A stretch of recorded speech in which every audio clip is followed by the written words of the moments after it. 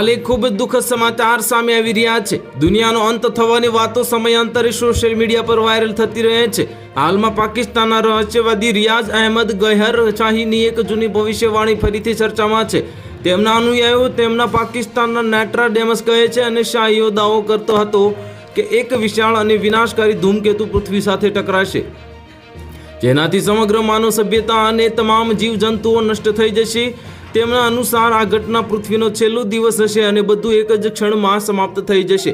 તેમની ભવિષ્યવાણી અનુસાર આગામી 20 અને 25 વર્ષોમાં આ ઘટના થઈ જશે, જે સમય સીમા 2020 થી 25ની વચ્ચે આવે છે।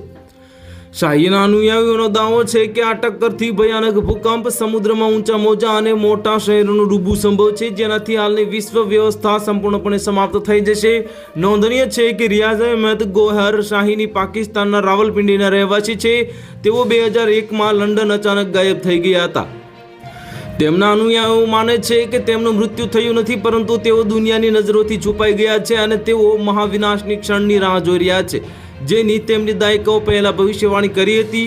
બીજી તરફ નાસા અને અન્ય અંતરિક્ષ એજન્સીઓએ સ્પષ્ટતા કરી છે કે 2026 સુધી પૃથ્વી માટે કોઈ પણ મોટા ધૂમકેતુ કે લઘુગ્રહ સાથે ટકરાવવાનો કોઈ ખતરો નથી। તો હાલ માટે આટલું જ। મળીશું નવી અપડેટ સાથે।